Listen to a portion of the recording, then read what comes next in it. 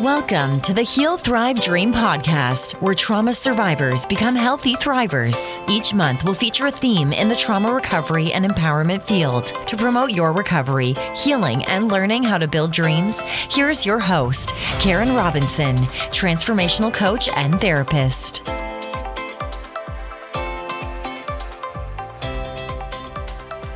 Hi there. Welcome to the Heal, Thrive, Dream podcast. Today, our guest is Laura Giles. Did I say that right, Laura? You did. I freaked out at the last minute. I hate getting people's names wrong, but I'm so good at it. Laura is a trauma specialist who believes that connection is a secret sauce to creating a meaningful life. Her holistic approach helps people move from surviving to thriving by building healthy relationships with themselves, others, and the planet. Thank you, Laura, for being with us today. Thank you for having me. It's a pleasure. Okay. So I would like to start with the thing that most of my guests and my audience have in common. And I didn't remember from reading your bio, the longer bio, if this was something that you discussed or not. But is there a particular trauma from your past that you want to share with us today? I think it's a common one, and that's bullying. When I was little, I didn't even realize that I was bullied. Honestly, I didn't know that that's what it was until I was having a conversation with a friend of mine who's a mental health professional. And we were just talking about our childhood. And she says to me, "That's bullying. You were bullied." And I'm like, "No, I wasn't." She's like, "I'm a bullying coordinator." "Yes, you were." And that's to me. I thought it was just teasing. And I think one of the other things that made me not realize that it was bullying is, so I come from a really warm family, grew up in a very connected neighborhood. So there was all this support and groundedness built in. So really, as I was experiencing it, it was something that happened. And then when it was over, it was over. It went back to my life. So it was a little blip in my life and it wasn't my whole life. And I didn't really think it had impacted me until much later. So her saying that was bullying was the start of me realizing how much it had impacted me. Yeah.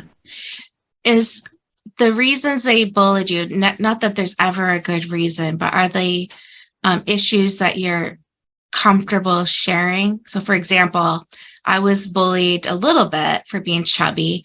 My brother was bullied a little bit for wearing glasses. Either of those, or is it something else that you feel comfortable sharing?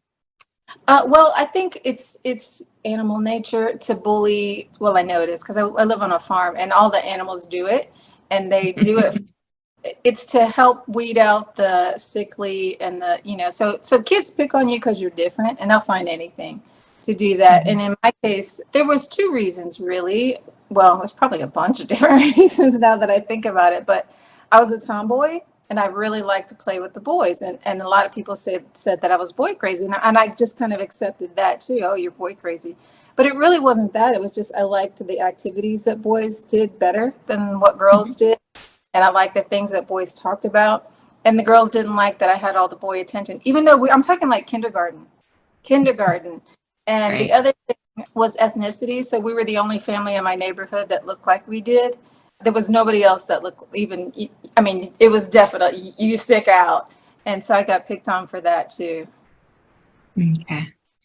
Yeah, I agree that bullying can really impact our lives, some more significantly than others.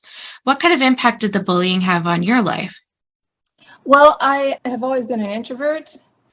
And I just thought I'm an introvert. There's nothing wrong with being an introvert, as a bookworm, that kind of thing. And I think because I had so much support and there wasn't anything negative about it, I just thought it was my personality.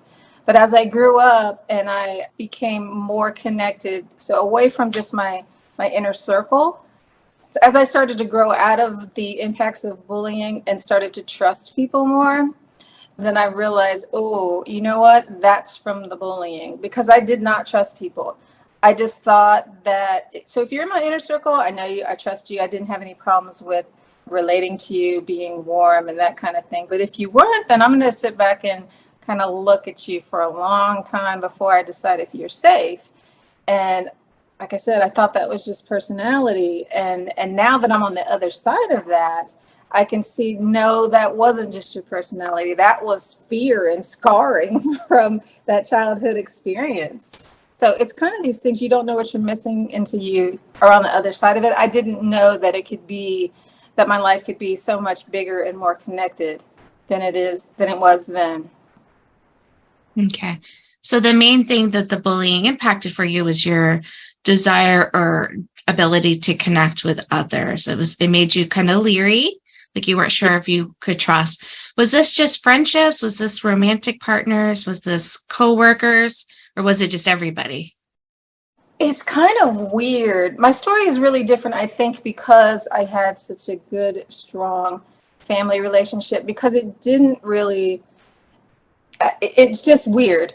Like, for example, I had this really strong family unit, had this strong neighborhood, and I wanted to bring that with me everywhere I went. So strange for an introvert, but when I went to work in corporate, I was the one that was planning all the corporate parties. I was like, hey, everybody, let's get together, which was so strange because here I'm this person that I don't trust people. I don't like people. And yet I'm trying to bring my family with me everywhere I go, or trying to create that family space everywhere I go. So I was really introverted. And yet there was this other already warm, connected piece of me that wanted to share it with everybody else too. So it's kind of like, if I'm in control of the warmth and the togetherness, I'm good. But if you're in control of it, then it's not good. Got it. You had to be the driver. Yeah. You're like, I'm driving this bus, or the bus is not moving. That's right. Yeah. Got it. Yeah. Well, that actually doesn't surprise me, because that's actually one of the symptoms of anxiety is needing, you feel more in control. When you feel more control, the anxiety can kind of come down. So It makes sense to me. Yeah. Now, would you say, maybe it's both of these, but would you say it was the bullying that helped you decide to be a social worker, or was it the warm family that you had, a combo? Tell me why you are a social worker. Well, I didn't have any idea what I wanted to do. And I started school a little later than straight out of high school. And I felt like time was running out. You need to do this thing, just get in there, you'll figure it out, which is what I did. And when I went to my first psychology class, I was like, oh my God, people actually make sense. And it just made such a difference for me, because it just seems so random. Like, why are these people acting this way? Again, I think it was because, like, in my bubble, people were respectful. They had healthy boundaries. They were warm. They were respectful. And then there was these people who didn't. And once I understood the psychology of it, then I really just was hungry for more. And it made my connections better. So all along my life, there was these building blocks of connection. Here's how it can be better. And here's how you can help other people do that. And it's just built to the point where it is now. And it's huge now. Mm-hmm. Yeah. So I don't know about you. Like, I know that being a social worker can be really heavy with some of the stories and how we try to help people heal. However, I just loved being a social worker. If I had to go back to at the beginning of my career, I would still pick the same career path. What about you? Yeah, same. Even though I've worked in trauma since the very beginning, and I worked in domestic violence, I worked in rape crisis, I've worked in a prison, maximum security prison, worked in a psych hospital. So I've seen like the most critical pieces of human psychology. And I think it's really rewarding, because for me, it's when people are their most vulnerable and therefore they're most honest and lovely. So even though you're in a rough spot in this time, I think it's a really good time to connect with somebody and just to have a meaningful exchange. Yeah. Yeah. Crisis is the time that we see transformation. Yeah. So yeah, that's a really good point. Okay. Well, I think that's really, interesting that you two would keep the same career, because I know a lot of social workers can burn out. Like, what has stopped you from burning out? Boundaries. I think so. When somebody's in crisis, I'm with them, but I'm not taking it on. There's only been like one time, I think, with a domestic violence case, and this, I worked in the court. So this person was not getting a fair shake, and it was keeping me up. I was like, what can we do for her? And I was just really overly involved. I don't typically do that. Maybe that's a function of my personality as well. I'm as an INTJ, and we're kind of, not like that. So I'm involved, but I'm not overly involved. And I know the limits of my power. So you can only do what you can do. Yeah, say more about boundaries, how they've helped you not take on too much emotionally. Well, so when I was in undergrad, there were a lot of people. So you probably remember, probably the same experience for you. First day of class, everybody's introducing themselves. What brought you to psychology, or whatever your major is? And I was one of the last people to speak, and everybody's like, oh, I want to help people. And I can't believe I'm telling you this, but that was, as I said, I late starting. And one of the things that really, really fascinated me was past life therapy. And I wanted to do that. Now, you don't have to be a therapist at all to do past life therapy, but I wanted to have a full range of skills. And I said that in class. Everybody looked at me like I had three heads. And my teacher was kind of smirking. And that kind of set the tone for that class, because I was definitely the freak in that class, because I didn't say I'm here to help people. I mean, I was there to help people, but it was really more just a fascination with the transformation process. I wanted involved with that because I just love when that happens, when that light comes on in people. It's beautiful to witness it. You can only have so many own transformations, but if you can be with other people when they're doing it, then you can do it all the time.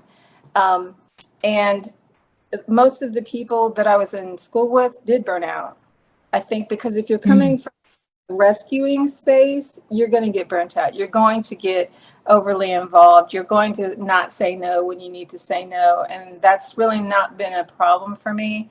I don't want people to crash and burn, but I can let you crash and burn if that means that you'll stop doing what you're doing and try something else. And I can allow you to have your own destiny and follow what you want to do, even if I don't think it's the right thing, because maybe you're right, maybe I'm wrong. So I don't push an agenda. I'm here to support. I can say no. And I think those boundaries are critical if you're going to be a helper. Yeah. Yeah, I have done a lot of wrestling with boundaries over the years. Still wouldn't change my career path. Boundaries, Sometimes I'm really, really good with it. And sometimes I'm like, they get in my way. I want to be able to help people the way I want to help. And sometimes that's carefully thinking through boundaries. And other times it's, I break all the rules and do what makes sense to me. It's rough. It's really rough. Yeah. I mean, relationships are rough because there is this give and take. And, if you think you know better, it's hard to watch somebody crash and burn. Right. Yeah. Yeah. But I don't have any misconceptions about being a personal savior for people. I know that's not my role. Yeah. But I do believe people can heal themselves if they have the right guide, the right therapist to kind of walk that path with them. So I really enjoy that part of my work. And it sounds like you do too. I do. Yeah. Yeah.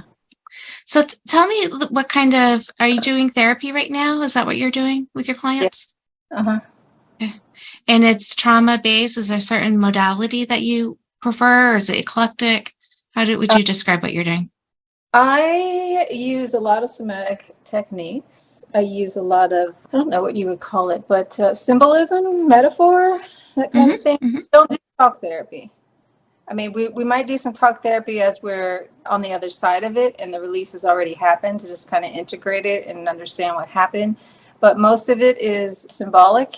It's the language of spirit, in my belief, and the language of energy. Because I think when we start to think about stuff, then the story solidifies itself. You're kind of arguing for the trauma or the effect. And if you can bypass the language thing, then magic can happen by going through the body, by just going with the metaphors. And a lot of times people don't even know what they're doing, but if they're willing to go through the process, they're just like, oh my God, that was so much easier than I thought it was going to be. Mhm. Why did I wait so I know. long? I know. I have what's called VIP days where I work with clients for a longer session, up to 5 hours at a time. And Wow. we do a deep dive, and they're always surprised that it's not easy, but it's easier than what they anticipated. Like Sure. they live through it. They think they're going to die when they go through it. So painful, right? But Yeah. it's so freeing to kind of release and release and release. So Absolutely. yeah. Yeah. And do you offer workshops, classes? Like are you able to reach more than one-to-one, or do you only do one-to-one? No, I do retreats and Mm. intensives as well. And I do like the longer term. You can do a lot in milieu therapy, which I think, we all live in real life. I think you got to take that out to real life anyway. So it makes sense for me to work in that way. And like if you're going to do something like hypnosis, which was the first thing that I was ever trained in, the thing that I've done the longest, my opinion, you really do need a longer time than the therapeutic hour. Mhm. Yeah. So I like to do that too. It's cool that you're doing that. Mhm. I wonder if insurance companies came up with a therapeutic hour. Yeah. It feels like we just get started and the time's up. Yeah. People just start to get warm. Yeah. And it's really much harder when it's every other week or every 3 weeks. It's like, it's hard to get traction. Yeah. So if I have a listener, or we have a listener who is looking for a retreat where they can do some trauma healing, why pick yours over someone else's? What makes your retreat experience unique or special? Thanks for asking. It's really not a trauma retreat at all. It's Okay. just one of the things that I kind of stumbled onto. So I started the retreat thing 20 years ago, separate from therapy. And to me, in my mind, they were always very separate things, but Mhm. they were really therapeutic. And I was just thinking, oh, we're having a good time.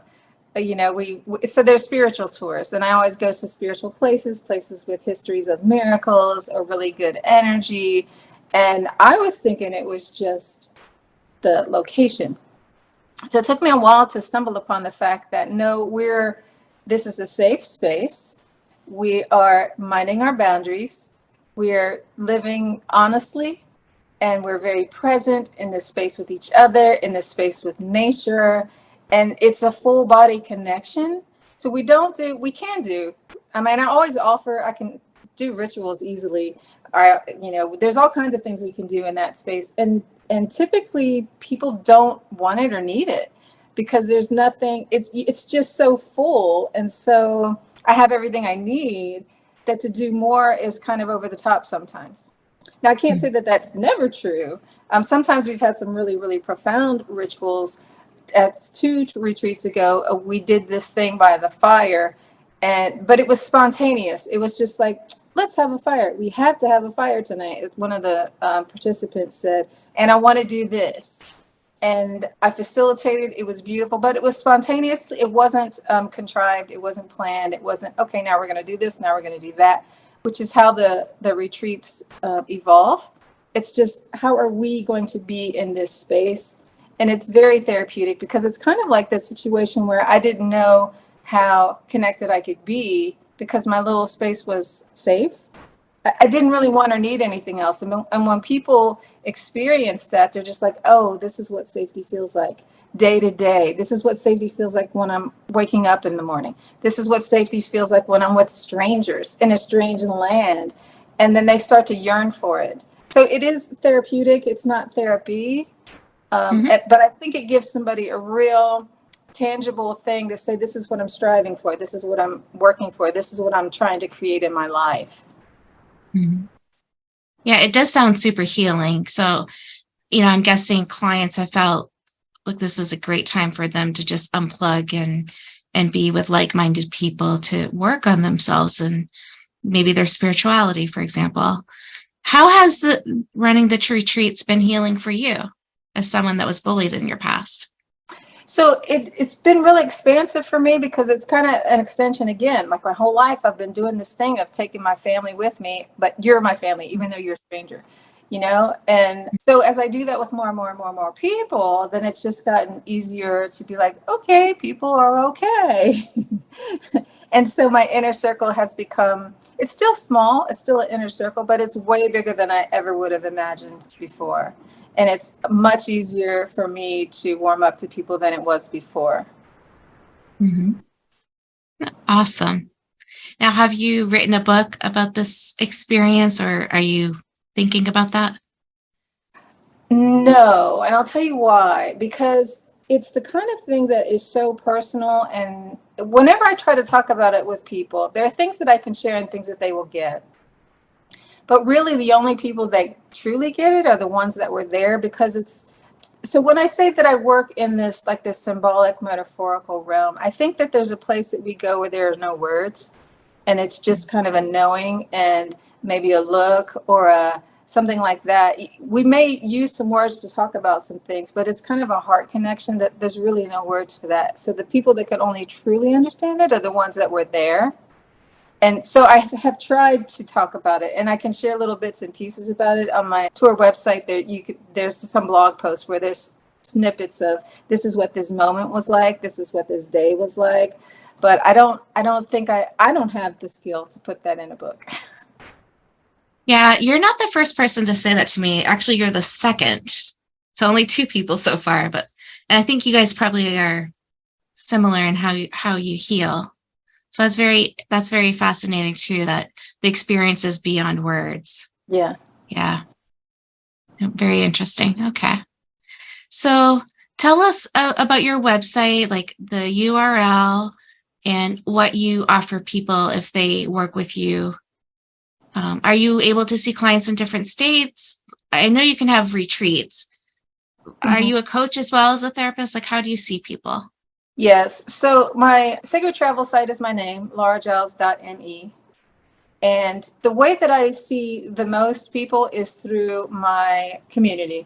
And that's letitgonow.org. And that is kind of a virtual version of the thing that I'm talking about. It's like a place where you can practice being vulnerable, being seen, being safe.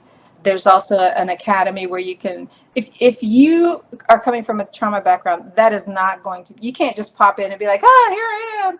You know, there's some work you got to do. You got to feel safe before you can do that. Number one, always is safety. And then you got to have some skills.